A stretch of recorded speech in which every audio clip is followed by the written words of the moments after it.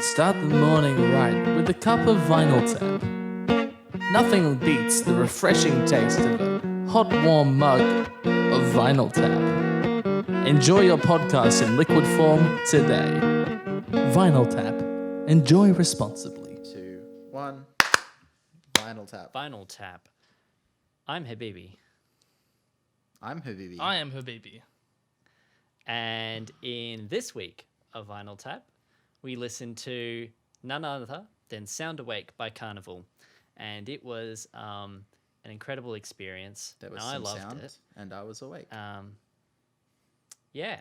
That sums it up. I would love to know what you guys thought. So hit me with the good stuff. Tim, you can go first. Well, I've never heard this before, and I'm quite certain both of you have. Given by how Jason wouldn't shut up about how he's heard it before. It was... I've heard a few Karnivool songs in my life, in my tiny little life here, but I think I heard one of these songs before off this album. It was an experience hearing them for the first time. I don't know if it was like earth-shattering the way that it had been built up, because you don't listen to a band that people around you listen to, and you build expectations that it can't possibly live up to. This is a healthy thing, and I'm glad that it occurred, because you know what, this album's good. It's pretty great. I didn't have anything wrong with it. It just didn't blow me away the way that I had promised myself that it would. Right. That's a real shame, because this re-listening blew me away just as much as it did the first time. I absolutely still love it as much as I loved it when I first listened to it. I think, though, I can understand where you're coming from, though, Tim, because there's so much in there. So to It's just very have dense, one yeah. listen, you're not going to be able to really pick out all of the crazy, just awesome stuff that was going on. Or you might just not like it after listening to it over and over and over again. That's also a fair thing to... As is policy for Tim's on Vinyl Tap, I was paying attention specifically to harmony, which did lead to a lot of discoveries of very cool things and interesting tropes that they developed over the course of the album. And I'd love to talk about those. But I'm sure I missed a lot of more engaging stuff because I was purposefully listening in that way.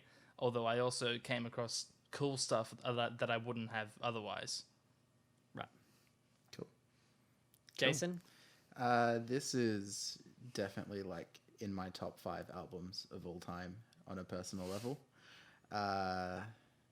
Big ups because they're an Australian band. Ian Kenny's voice is godly, and is it Steve Judd? I think the drummer's name is. The drums in this album are just phenomenal. Unreal. Performance wise, they are so cool. You can just hear how technically proficient he is, but also restrained and happy to just sit on a groove. Sure, it's probably slightly complex groove. It's not just a straight 4/4 thing. Slightly complex, he says. But Oh my god! a lot of heavier bands that are somewhat drum focused tend to have give the drummers a bit of free rein to really cut loose, and they kind of tend to overplay their hand a lot. And I think in this album, the drums sit really nicely, and there's not much, if any, moments where you'd be like, they probably could have dialed it back a bit for a better effect. It's really nicely composed in that way. Yeah, I mean, the first song, Simple Boy, a really good example is actually just right near the end. There's that bass riff lines up with the bass drum hits, and it gives it just such incredible punch. And that could have been an opportunity where, the drummer just goes crazy, lives it up, does a big solo, heaps of fills and stuff. But the fact that he was sort of reserved, wherein sometimes in other cases it can get a bit out of hand, being reserved, playing with the bass, it just gave it so much punch, so much kick, and really kind of just enhanced the whole riff that they're playing. I did feel that what did you say the guy's name was? Steve Judd? Steve Judd, I think, is the drummer's yeah. name. I'm sorry if I'm getting that wrong. I did feel that he has the technical ability to be a Neil Peart, Octopus, Stuart Copeland kind of thing, right? But chooses not to most of the time, because sometimes you just hear that stuff and it's like, why am I listening to like what is this accomplishing? So it's really nice to hear that, because it's something you can fall into very easily.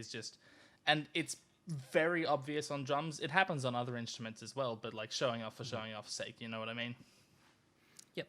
And Yeah, I'm definitely. saying that that's not what happened here. Good. I like this out. It's really good. It's great.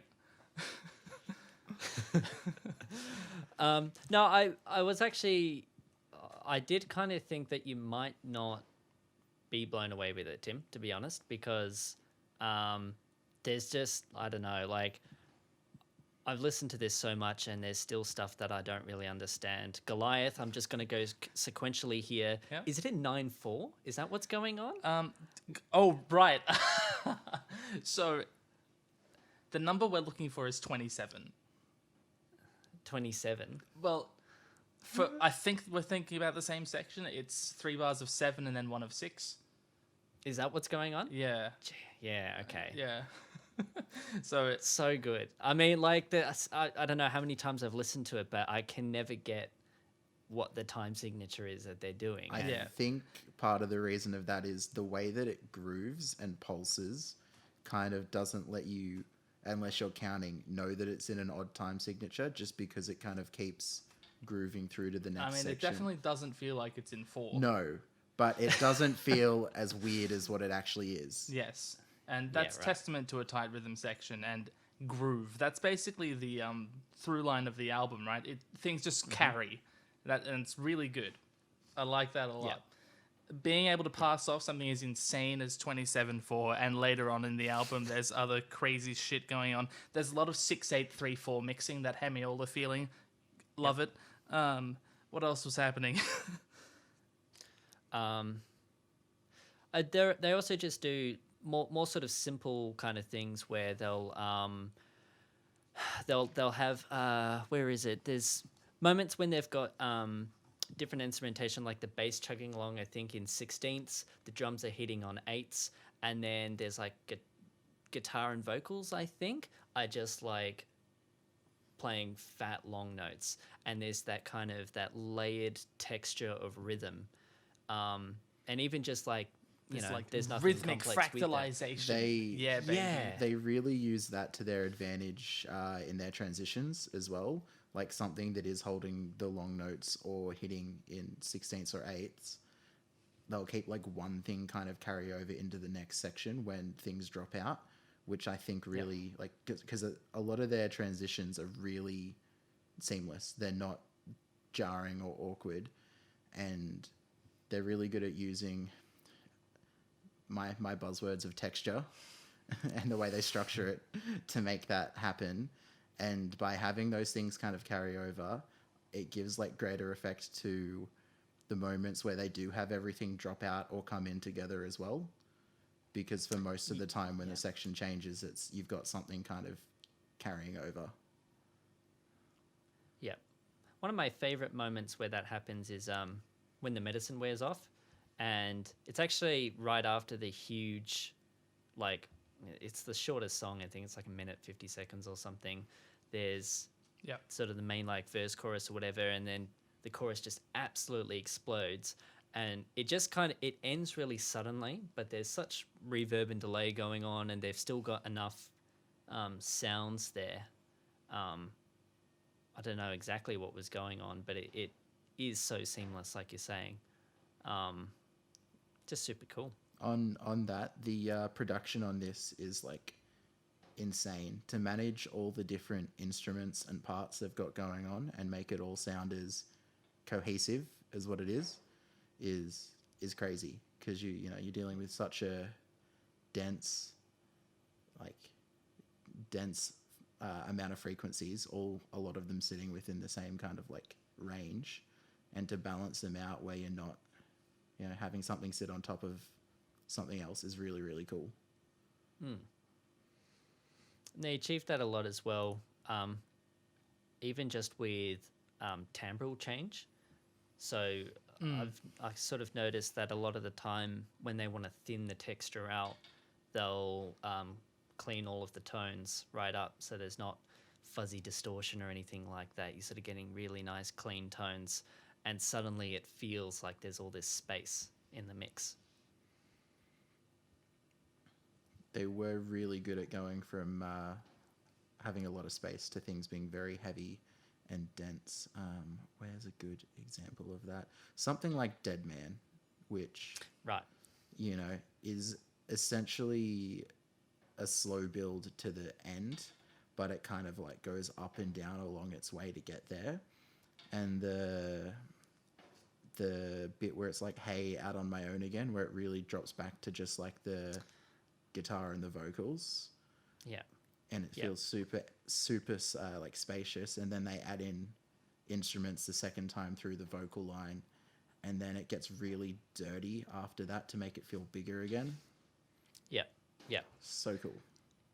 And then where's that? That's like at around 8 minutes, right? And then they just sort of like, oh, actually, I want to sort of, I'm just going to just charge us straight into this. So the melodic lines throughout all of this are so good. I love them. I mean, some of them are really, really flat. Are we to be talking honest. vocals and guitar? The vocal lines in particular. Yeah. Like, I guess guitar has it as well.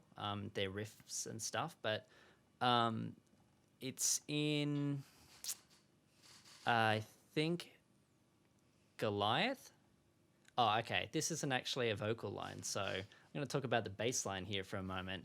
Right at the end, when there's like saying "Please wake up," the bass line's like pedaling on a major 7 interval, and that's so cool. I mean, like major 7 is like, think Star Trek. It's like da da da da da da da, but they're just like it's such a tense interval, and they just hold it and they sit there, and it continues to build this intensity. And then they're like shifted down. I don't like chromatically or something. I'm not sure what's going on there. And they just do that throughout. It's like they have all these really cool chromatic moments in the melody. Yeah, it's dope. Yeah, you have to be brave to focus on those things and try to make a musical motif out of them, because it's adventurous to attempt something like that, right? And this album sees a lot into particular intervals, scale degrees. I noticed that they're a big fan of the flat 2 in a minor key. All the songs are in a minor key, so why even bother saying it? So basically, it places most of the songs in the Phrygian mode, which is just like how to make something heavy, right? You give it that like dirty, filthy flat 2 that just like bends your mind towards wanting that. But even though like harmonically it lives in this flat 2 land, the vocal melody never sits on a flat 2, which is super interesting, because I think the reason this happens, and I don't know if it's intentional or just like a thing that happens because we're so familiar with the way that these harmonies work. If you were to sing the flat 2 in a line and focus on it, that would like destabilize your tonic, because it's just a semitone down. Yeah, so okay. I think if this is deliberate, it's fucking genius, and even if it's not, it's still really clever to avoid this note in a melody to, not destabilize your tonic. There's also a lot of Dorian-ness in the album, so a sharp 6 in a minor key, but this time the melody has no problem focusing on that note, because it kind of like, it doesn't destabilize the tonic, it brightens it, if anything. So I think that's a really interesting treatment of modality throughout this album, which is not something you get to talk about much with a band that originated with nu metal. No, that's really cool, because I was noticing like the melodies will often do jumping around sort of thirds, using fourths, jumping to fifths, jumping to sixths. Never really, but it doesn't do too much of that kind of like stepwise stuff where you get a run. It's a lot of leaps. I think there's even some jumps of sevenths in there at points in time. There's so many fifths. Oh yeah. Big fifth boys. Big fifth boys. And there was, okay, so in terms of like where is it in Goliath? No, in Goliath, when they say the lyrics "a day in the sun." So, and I don't know exactly what's going on there, but there's like a The minor. chords in this section are fucking sick. What's going on? So we 'Cause open with it's it's a D flat major 7 and then a D flat minor 7 because fuck it, we'll just Right. do that. And then it goes I think from there, so it's flat 3 4 back to 1. So it's 1 minor, flat 3 4. So E major basically, then F sharp back to D flat. Well, G flat I should say, not F sharp. So- if we're keeping things consistent. right. So that 4 is when it kind of like really brightens up, and you get that like Absolutely, huge yeah, like yeah. yeah. That moment, I actually think it's probably one of my top moments of music just in all time. I just love that sound. I never know, like, I always just call it I don't know what the right word is. I just appears to hang on. Tears to Piccadilly. Tears to Piccadilly, there we go. Just even though that's not technically correct, but it's the only thing that I can think of where it goes from that kind of minor sound to a major. Yeah. I know what you're talking about, yeah. But Maybe, yeah, no, maybe we'll have to invent a term for that. To discuss know. popular music in a more academic context. That's what we're about, yeah.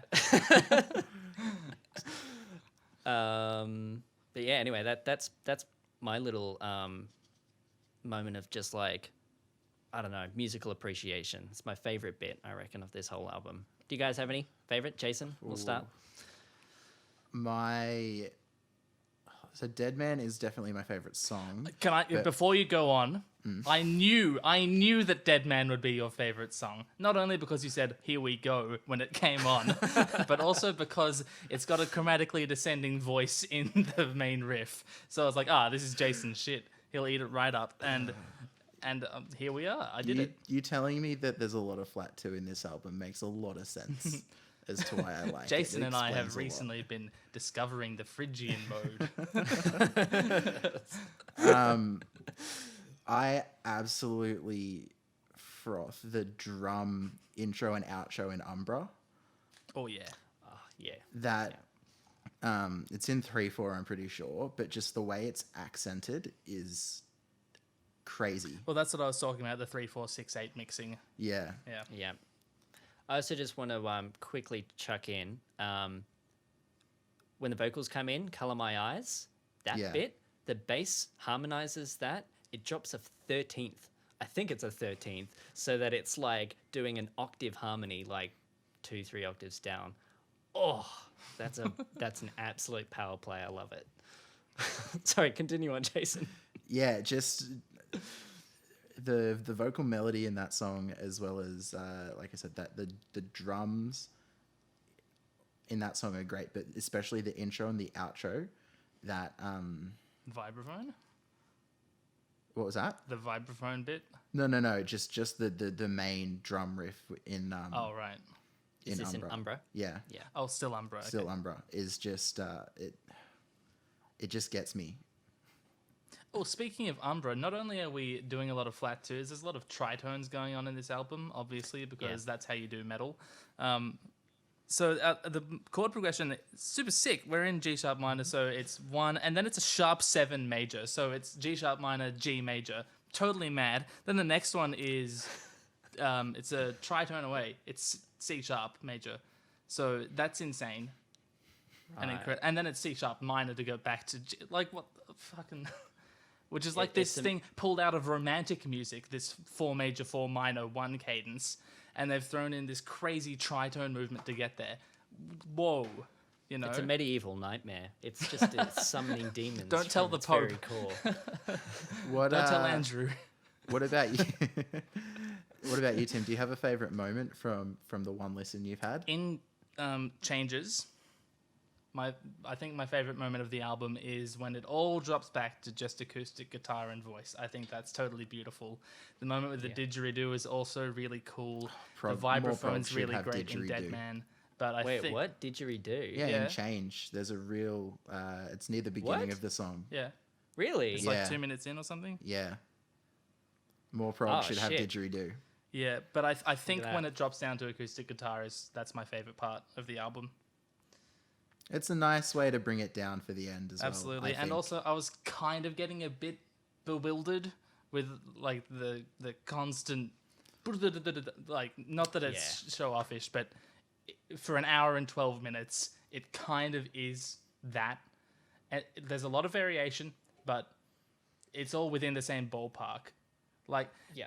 in terms of prog, this doesn't venture into more outlandish genre mixture, right? It's more progressive metal just as a static I instance. think it's mostly like progressive metal, but mixed with like mostly blues.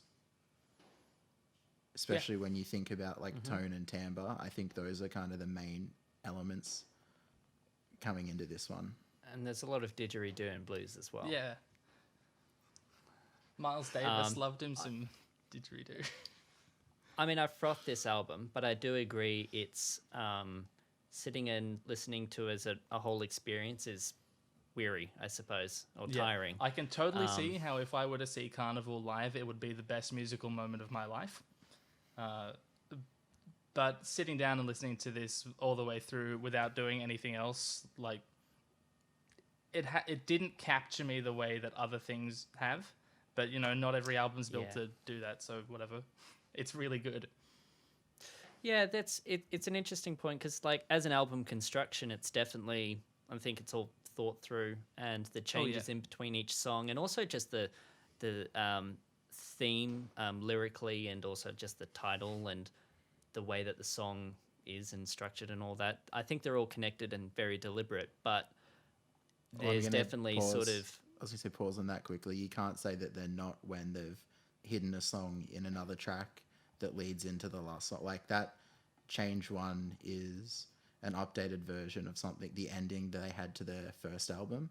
And then they like redid it for this, and it's Change Part 1 and goes into the The Change. actual song. Yeah, called the Change, actual song Change is like a Part 2 to that.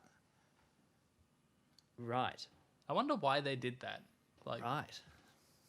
why did you feel the need to re-record the ending to your previous album? I probably because Change Part 2 made sense to go with it, so they're like, we need to put them together. But Right, so if anything, it's like a cut measure from the first album that they glued onto this one. maybe, I don't know. It's still interesting though, and it's cool to see that in an age where streaming is a thing, that someone's been able to like hide a song in an album. It's not like a record where you can just put it on and not put it on the cover. You know, you're uploading to digital platforms where ahead of time people get to see all the track listing. The golden age of hiding songs was the CD era, when you could, like, because it's just data on disc, you can just put it wherever. Like, you can hide it in the image of the, like, CD. It's great. But now we can't do that anymore. Yeah. Unless... I'll hold on to that idea. Sorry, Bibbs, I didn't mean to interrupt your point. No, Just you were that's saying- fine. I did mean to. That's really interesting. But I was just going to say, I was like just about to hit my end point that Caudal Lure, what is that? Illumine? I Right, don't know yes. how to say it, but That anyway. name also threw me off. Yeah, I think they got a bit weak. And I don't know, there's definitely fun stuff in those songs. And maybe if I was just to listen to the song itself, I would be like, oh yeah, this is a banger. But I think I was just a bit tired of that sound. So Yeah, I took very few notes in those songs, and like, not because they're bad, but because I just didn't really have anything new to say about them.